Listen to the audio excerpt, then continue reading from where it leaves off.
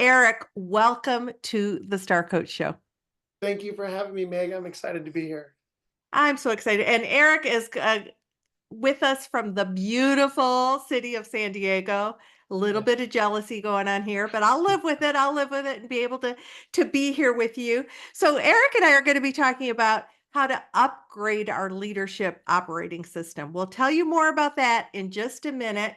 Before we get started, I do want to say that wherever you're listening to the Star Coach Show, take a minute to subscribe because you don't want to miss a minute of the content we have with like great people like Eric. So especially if you're in YouTube watching us right now, we're going to wave at you and be sure to subscribe while you're here. Now, let me tell you a little bit about Eric Pfeiffer. He is the co-founder and visionary for MPWR Coaching, and currently, as I said, is in beautiful San Diego, California. He's the author of Transform Your Trajectory and Leadership Gravitas, two incredible leadership books that we're going to be using as the fodder for our conversation today. He's coached hundreds of leaders, executives to startup leaders, and has trained many coaches to do the same. So since our audience here are coaches and leaders, how could it be a better mix than to have Eric here? Perfect combo. There's no way we could have a better guest. I mean, there's no way. So because Eric's passion is to empower others to operate under pressure and be the best version of themselves, let's mic drop right there. We're done with the interview. Thank you so much. Have a good day, ladies and gentlemen. With that, Eric, welcome again to the show. Thank you. When we think about a leadership operating system, what in heaven's name are we talking about? That's such a good question. I borrowed the metaphor years ago when Apple smartphones became available and everybody was blown away by them. And I myself was incredibly intrigued by how they became so popular. And I think early on, everybody was infatuated with these apps. These little icons on the phone home screen that you could tap on, and each app represented a solution to a particular problem. It could be the calculator app, the map app, it could be your banking app, it could be a health app, and now there are millions of apps available on the App Store. But what I think people overlook is the genius that makes those apps not only available, but useful to people like us. And that is the genius of people like Steve Jobs. Bill Gates as well created his own, but they developed what's called an operating system, which is a kind of parental set of software that provides guidance, direction, stability, security, really manages the use of all the different applications on our smartphones. Now, we don't recognize that operating system because it's hidden behind the scenes in the inner workings of our smartphone devices. But in reading about a bunch of articles, I realized, gosh, you know what? As human beings, we're very similar. We, through our life, learn and develop a lot of different applications: how to drive a car, how to have a conversation, what language do we speak, how to brush your teeth, how to do certain kinds of arithmetic, how to read, how to write. I mean, we are like computers, and we develop all of these different apps through our life to help us provide a solution to a particular problem. But in my earlier years of life in leadership, I was constantly frustrated, feeling like I would read another leadership book and in a way download a new app, how to resolve conflict, how to manage your time, how to get the most out of your team. And these were all like apps, specific solutions to specific problems. And I was frustrated. Why don't these apps work for me? And so over time, I began to feel like, well, maybe these apps are broken. Maybe these authors or these great leadership gurus, maybe they don't really know what they're talking about. Until one day it dawned on me, maybe the apps aren't broken. Maybe there's something in me that's broken.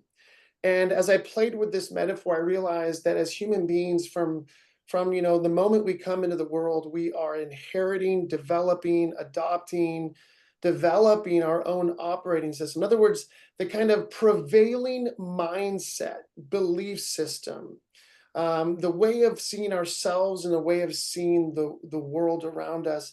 We develop our own operating system as human beings that largely determines and dictates our prevailing attitudes and behaviors in any given situation. It's why we can learn new methodologies of resolving conflict, but then when we get in the heat of the moment, we default back to old apps, old ways of operating. Old, broken, dusty apps that aren't really working anymore. Yes. Yes, yes, and we go to counseling, we get therapy, and we hope that we've developed new practices, but only to find out that in the heat of the moment, it's very difficult to be able to utilize those. And so I realized, you know what? I don't need, I always need more and newer apps, but I probably need an upgrade to my operating system. And it's kind of like the thought of trying to run our current smartphones on the original operating system that came out with these smartphones is ridiculous. I mean, Yeah. every time there's a new operating system update, what does everybody do?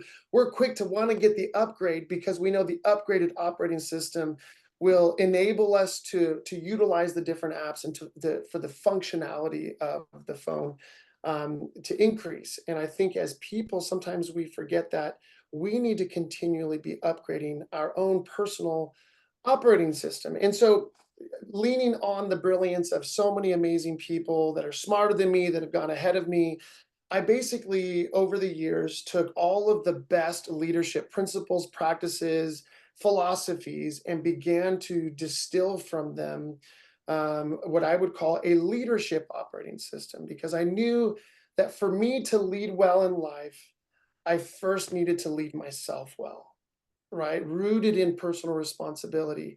And so, in my journey of learning to lead myself more effectively, what I realized is there are some basic core principles and practices that if I can learn to employ on a regular basis, will allow me to lead myself far more effectively. So, I'm operating less out of the triggers, the hijacks, the derailing experiences that I'm having, and I'm able to put the better version of myself into the driver's seat more often. So I was learning to upgrade my operating system, and I simply took what I had been learning over the years and began to create these simple visual tools that we could train other leaders with that would allow them to upgrade their operating system. And the beautiful thing is, as we learn how to upgrade Mhm. our operating system and how we lead ourselves, guess what? That naturally begins to translate into our ability to lead other people more effectively. And so that became the cornerstone of my coaching business. And all the work that we do with leaders is ultimately geared toward how do we help you? How do we help you upgrade your leadership operating system so that you can lead yourself and others more effectively, especially under pressure? Because life, leadership, the higher you go, the more pressure you're going to be under, there's more that's at stake. And so, with that in mind, how can we ensure that given the fact that we cannot control the world around us, things are not going to always go our way. But how can we ensure that we are operating in alignment with our core values, with who we want the world to experience us as, to be an asset to our environment rather than a liability? So, all that to say, we've Wow. developed this toolkit. It serves as what I call a leadership operating system. And I know that it is 1,000% what I still continue to develop and fight for myself in my life in leadership. And the proof's in the pudding. We've worked with hundreds, if not thousands, of leaders now at this point, and every leader we've had the privilege of working with says, "Where has this been? Why are there Where's not this other been? operating systems like this?" And gosh, this really does help me become a better version of myself, even under pressure. So good. So some things that you said that I just want to highlight and make sure everybody heard is on your journey, you had to come to awareness of what what's in there. What's in there that might be broken or not working as well. Not that any of us are broken, but we can tap into the new, tap into the growth. And until we're aware of that, we're going to just keep going back to those old behaviors. So it really starts with, what do I need to be aware of? What do I need? I can't just keep putting knowledge in if I'm not going to apply it, or if it's not going to fit within the operating system that's there right now. So let's start with shining light on what's already there, gaining that awareness. And then this information that Eric's put together, then it begins to click. So these leaders are like, where have you been all my life? I've needed you. I've needed this. What are some of the things that are really resonating with the people that you're working with? Yeah. Well, where we begin the journey with any leader or team or organization that we're working with, we always begin by making sure that we understand the power of personal responsibility. So everything about the conversation on emotional intelligence, self-leadership, self-awareness begins with understanding that the pathway to these things begins with personal responsibility. In other words, as human beings, we're so easily tempted to blame the world, blame our parents, blame our siblings, blame our coaches, blame our teachers, blame our bosses, blame our coworkers, whoever. We want to blame the world around us for why things aren't going our way. And then we want to blame them for why our attitudes and behaviors are not leading toward positive things. And so the beginning of this journey is recognizing I can't control the world. I have influence in the world around me. I can't control the world around me, but I am sure as heck in control.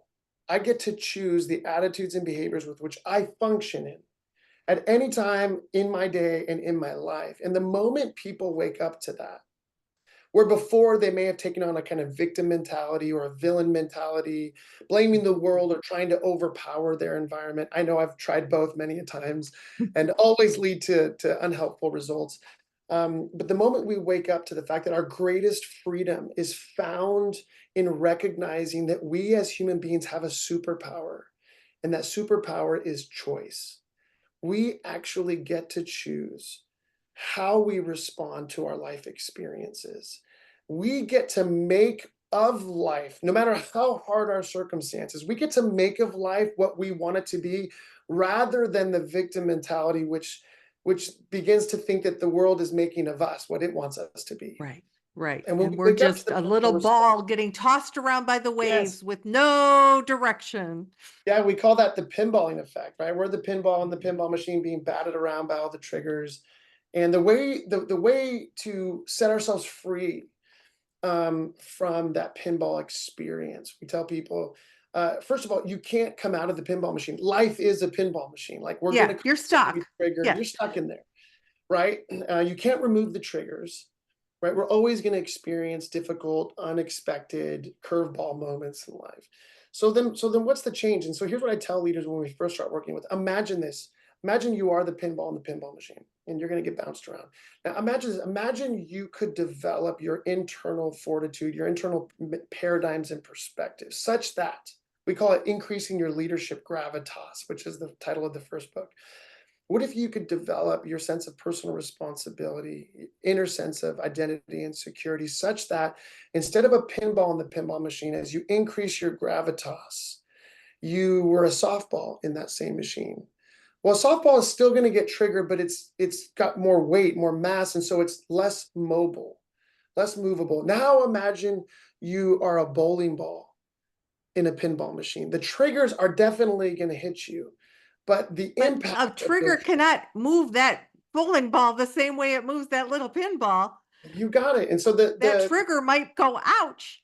yes, yeah, exactly. But the journey that we take leaders on is Right. one of developing themselves in such a way so that as they go through life, they're no longer avoiding the triggers, the difficult moments, painful circumstances, but they recognize that those are all always opportunities for them to increase their gravitas, to increase the way they operate so that they are no longer beholden to those circumstances, but they can leverage those circumstances for their own growth and development. And go back to that place of choice. So I'm sensing this trigger. I know that trigger's there. But if I'm not this tiny little ball getting walloped by it, but actually a bowling ball getting knocked by it, then I can say, oh, It's there. What do I want to do with it? Got it. Versus I am now on the other side getting knocked by another one. Or imagine every trigger like a fork in the road, but people don't see the fork. All they see is the old default mechanism Yes.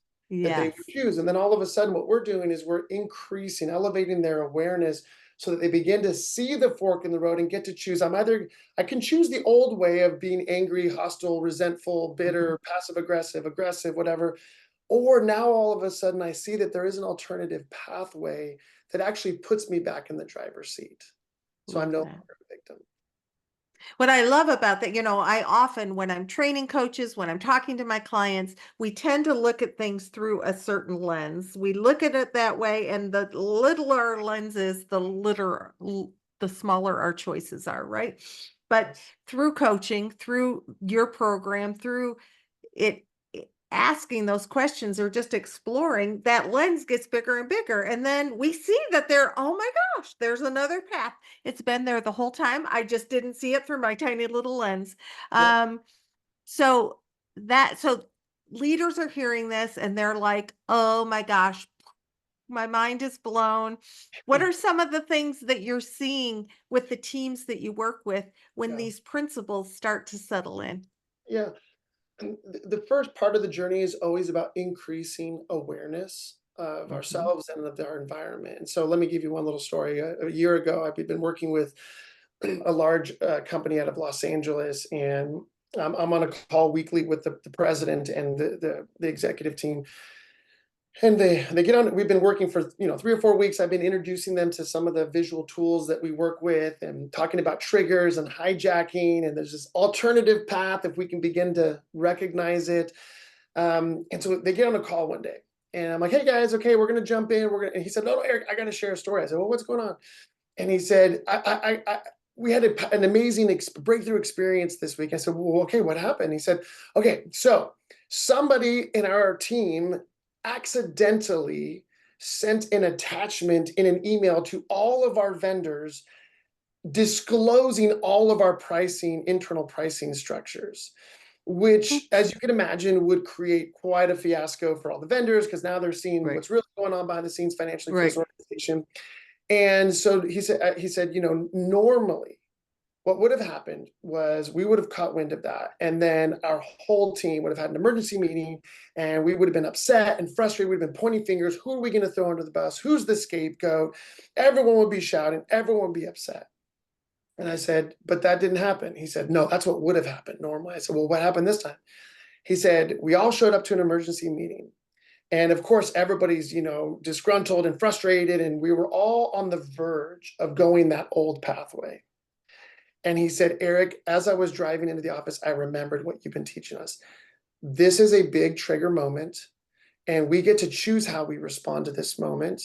And so, what are we going to do to put the best version of us back in the driver's seat? We are going to take personal responsibility. We're not going to point fingers. We're not going to blame anybody. We're not going to look for scapegoats. We are all individually going to take time to ask the question, how am I, in any way, shape, or form, potentially liable or responsible in this, because we're in this together, right? And he said, so he showed up, shared this with the team. He said the atmosphere in the room shifted, and everybody said, okay. They processed, they all were able to identify areas where they may have contributed to the error, ways that they could contribute toward a solution.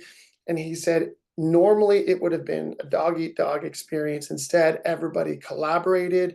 He said there was this incredible sense of unity in the room, and they together determined a solution that would allow them to move forward to hopefully mitigate against any unnecessary consequences, and in a way to move forward. And he said it was night and day, completely different. He said all because in the moment he and the team were able to recognize we're either going to be the victim of this situation Right. and go down the old default pathway, or Which we're is going to. very lack of power, right? We have no power or control. We give it away. So they made a different decision. How Yep. exciting for you Yep, and and it them. turned out wonderful for them, and most of the vendors didn't even notice the attachment, and so they, in many ways, they had to apologize to a few for the leak of the information, but didn't lose any vendors, didn't lose any reputation. As a matter of fact, if anything, only increase their reputation with vendors because they took initiative to go out and say, hey, we apologize, this happened, forgive us, please, just delete that Took email. responsibility, didn't nanny boo boo it, just showed up as adults in the room. That is so, and then that then becomes a story that you can share to impact other organizations. Absolutely. And let's just take a minute here as a service provider. Didn't that feel good? Oh, it felt amazing because, as a coach and you play in this world, it's the whole adage that we can lead a horse to the water, we can't make them drink. And so I can work with leaders and I can coach them and train them and get them utilizing the tools. But at the end of the day, really they have to do the heavy lifting because they're the ones in the pressure cooker and have to choose, I'm going to employ this new way of operating, this new operating system, and risk that it may or may not work. That's always the risk, right? We upgrade our operating systems on our smartphones, trusting that everything on our smartphone is still going to work. But sometimes there's some bugs. And so for Yeah. leaders, they have to take a risk. It's a bold and courageous move. And yet when they experience the breakthrough or the beneficial outcome, that reinforces, okay, this is worth fighting for. And for me, those are the most precious moments when they take the risk and they have the benefit and it reinforces, this is the new way I want to operate. Oh, love, thank you for sharing that story because it was a awesome, awesome story. And so with that, what else do we want to dive into in thinking about how you collaborate with teams around these pieces of their operating system, to create the kind of change that they want to bring into the world, Yeah. you want to help them bring into the world. What else comes to mind for you? Oh, there's so many things. One thing that immediately comes to the surface, and maybe it's because I've been talking about a lot lately, in different spaces, is when I work with some professional sports organizations, and when an organization drafts or trades for, and they're building their roster of athletes, um, you know, one of the things they're looking for is they're looking for incredible athletes, competent people, skilled. They're looking for all kinds of character attributes. But one of the things that people will discover is that you can put all of the best athletes on a court, on an ice rink, on a field, whatever the sport is. And if those athletes are not operating from the same playbook, then it doesn't matter how great they are individually. If they cannot operate well collaboratively, then they're not going to be able to achieve the results they're looking for. And so when I work with a lot of organizations, I celebrate that they've done the hard work of recruiting and doing all the searches to find highly capable human beings who are intelligent, competent, all those things, skilled, experienced. But one of the things that I find very quickly in most organizations is just because you have the most skilled or intelligent people on the team, it doesn't mean they are going to operate well as a team. And so part of having this operating system is having a shared language, and shared meaning to that language, and shared practices that we all agree on together, which again, going back to the computer operating system or computing device operating system metaphor, there's a reason why in a company, they don't let everybody run whatever operating system they want, Apple, Microsoft, Yeah. whatever. They require that everybody, because if everybody's using a different operating system, then the computers cannot communicate effectively. And so in that same way, in working with teams and organizations, we'll let them know, hey, listen, part of what's at stake in this operating system is, yes, how you operate individually under pressure, but it's also providing a shared playbook so that your team, your divisions, your departments, your organization can now communicate, collaborate, and operate more efficiently, more effectively, and more resiliently under pressure. And so that's another significant feature of and benefit that we see teams and organizations experience. Well, and it gives them a common language, right? So we've explored this. We know what we mean when we talk about our operating system, or we know what we mean when we talk about, owning our power versus like showing up as the victim or whatever, because you've set that in motion. And then I bet, and correct me if I'm wrong, but I bet that there's a energy and sort of a Yes. collaborative synergy that just happens when these teams, whether sports teams, business teams, whatever, begin to move in the same direction with the same understanding. Yeah, you got it. So an example would be, I have the privilege of working with a family office, right? So this is a family worth a lot of zeros. And the father has three sons, and all of whom are, 20s and 30s, and will one day inherit and step into significant roles and responsibility, responsible for multi-billion dollar assets. And he comes to me one day and he says, I've got these three boys, they're amazing kids, but how do I equip and prepare them to operate well together? I cannot afford for them just to be amazing individually, but how Right. can I help them operate well together? And so I introduced the operating system. And I'd been working with an organization he was affiliated with. He heard about it, said, "Hey, I've heard what you've done, but how can you help my sons?" And I said, "Let me tell you this. If we can make sure that all three of your sons are playing from the same playbook, and guess what will happen? Their ability to communicate, resolve conflict, make decisions, problem solve, brainstorm, how to support each other, how to provide feedback and receive feedback from one another, so that they're all now becoming each other's advocates, rather than a typical, team or group of young men who are family oriented. There's a lot of Right. competition, Well, there right? is. Everyone's There's trying to. family dynamics that are all they Oh just make yeah, any, when you said a family business, I thought that is a challenge in and of itself because, yeah, the people we're closest to tend to be the people that we do this, go head to head got with it. sometimes the most as well. So you're giving them through family dynamics, and from a past family therapist for many, many years, I can say that there are a lot of family dynamics. You said, here, this works. And what Yep. happened? But what's amazing is because like I said to you earlier, this operating system is what I operate with, my wife operates with, my 21-year-old daughter, my 19-year-old son, they operate with this operating system because we believe, whether it's a family, whether it's a team, I mean, the human dynamics are very similar, as you well know from experience. And so really it's about teaching people the common or shared language, shared way of operating. And what's happened is I was literally just on a call with one of those sons today, and this is what he said to me. He was sharing about a difficult conversation that they were having over some business stuff. And I said, "Okay, well, how did it go?" And he told me. I said, "Now I want you to tell me qualitatively, how was the experience today in that conversation? How was that different from 6 months ago, 9 months ago?"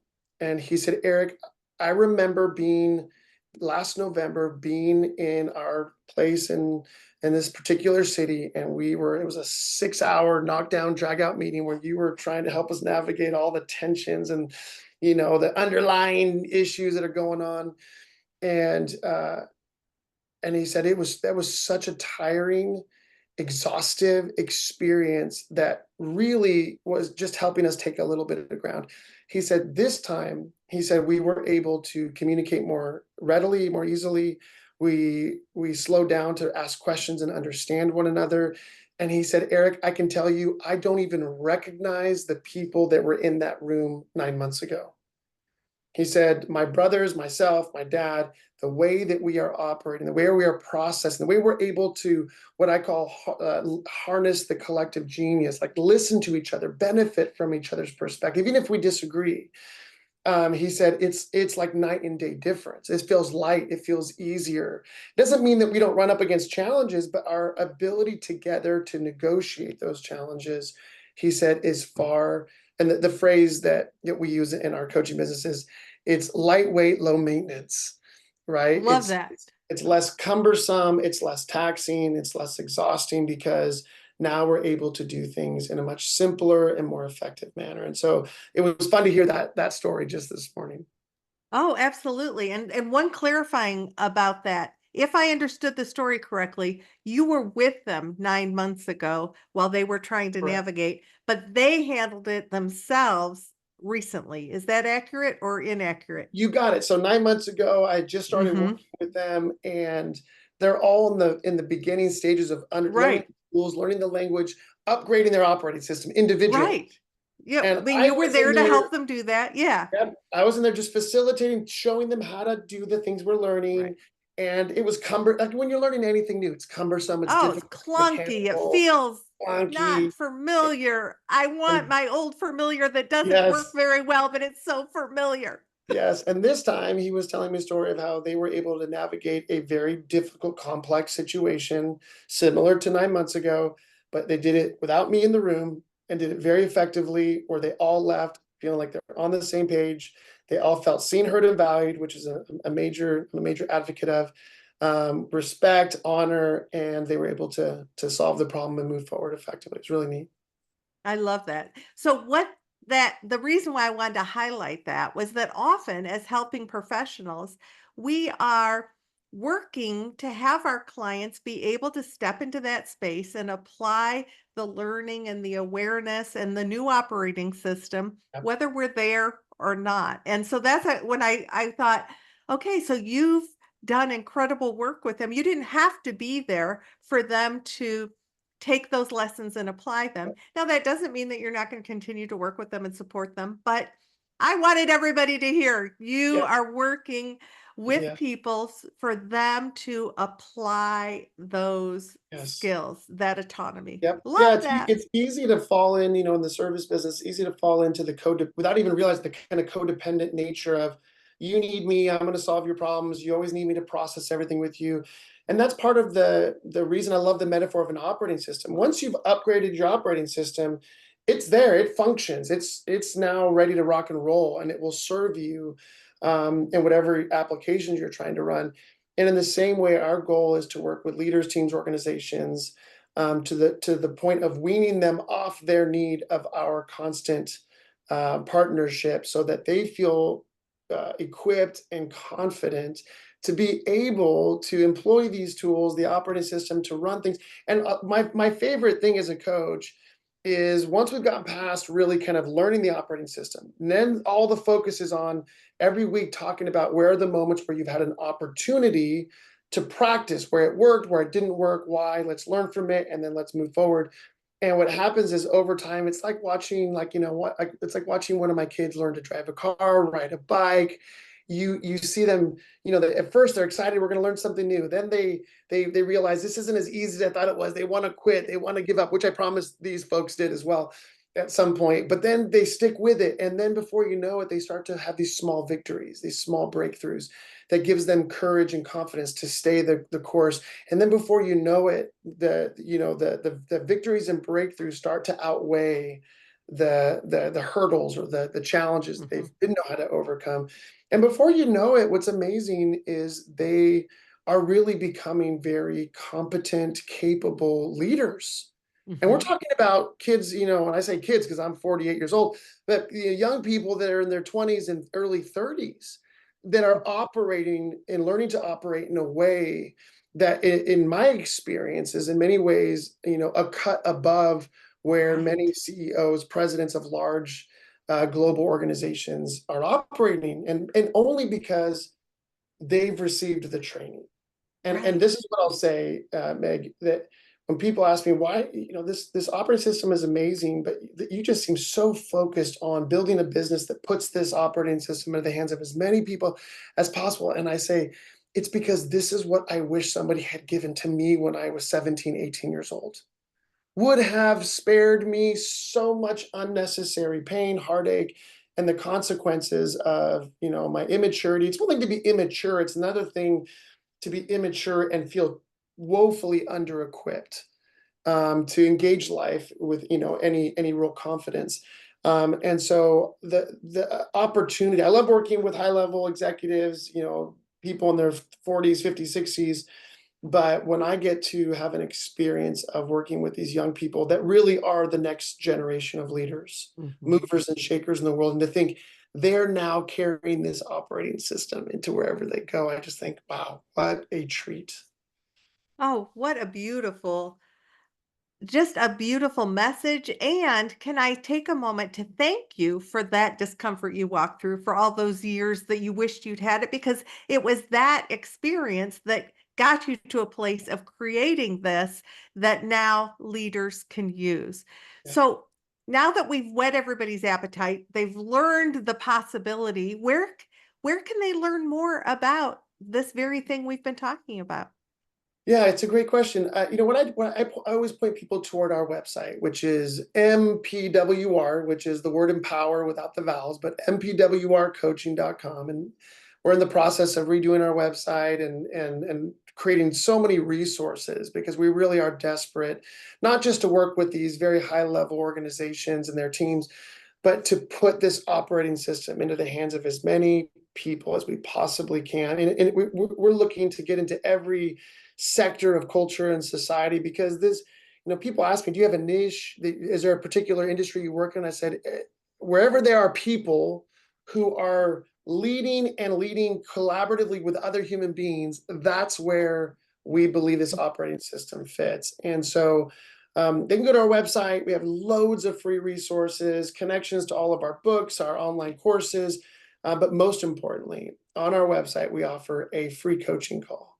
And I tell people, I don't care who you are, how old you are, if you think of yourself as a leader or not, we love the opportunity to grab a call, a Zoom call, or a phone call with anybody and everybody who's just saying, gosh, I would love to learn more about taking my leadership to the next level, or what does it mean for me to become a great leader? And it's not so that we can sell our resources. Maybe we have something that would be helpful, but even if we can connect those people with other resources, we'd be happy to, because that is our mission, is to change the world by changing the influencers of the world, which is basically working with one leader at a time. Love that. And of course, we have your two books, which are pieces of the operating system. I think you told me in our exploratory call, I can't break the system down into all the pieces and do one book for each because I'll be 110 years old before I'm done. So you're in the process of writing another book right now, aren't you? Yeah, so the first two books were me really kind of beginning to reveal the tools, each tool, and then I realized that would take too long. So the book that's coming out in the beginning of 2025 is will be likely called something like Leadership Operating System, but it really is the entire toolkit, the full operating system, and allow people to look at the whole scope of it. And we're really excited because, again, the more we can put these tools into the hands of other people. And here's the beautiful thing, I think of it like, a trade, right? Leadership is a kind of trade. And classically, if you wanted to get into a trade, you started as an apprentice and you studied under somebody who was a master in their trade. Mhm. And they would teach you the toolkit, whatever toolkit they were utilizing. They would teach you the raw materials. They would teach you tactics, methodologies, techniques, and you would basically be with that master craftsperson for hours and hours and hours learning the trade Mhm. until you began to have an opportunity to try out what it is to do the trade, until over time and experience you became really really good at it. Here's a beautiful thing I know from experience. Think of parents. Parents in their best moments, their heartbeat is they want their kids to go further, do greater things, be more successful than them. I've never heard a parent say, I want my kids to be successful, but not more successful Yeah. than I. I don't want him to outshine me. Right? Great leaders are like great parents, and that we Mhm. understand our responsibility is to make our ceiling their floor, to leverage everything we've learned over Mhm. our lifetime to invest it into a new generation of leaders who will take it further. And what I'm most excited about is, and I've experienced this time and time again, is we put these tools, like it's like putting a hammer, a screwdriver, the basic tools of building. We put these tools into the hands of other people. And what never ceases to amaze me is they come back and they are now doing things with those tools that I never even imagined. I borrow from all of our clients. Oh, that's a brilliant idea. We're going to borrow that and use that over here. It's really unbelievable. It's really unbelievable. Well, it's really sort of the heart of what coaching is, right? Because when we lean into the curiosity and we offer the tools or explore the possibility, it's all that collective genius. Our clients Yeah. are genius. I mean, they're going to come up with things that we got to get out of the way sometimes so that they can do their thing, and then you're like, "Oh, I love the way you used my tool. I'm going to steal that and use that over here." And that's how we all grow and do the lifting together, right? Yeah, absolutely. 100%. 100%.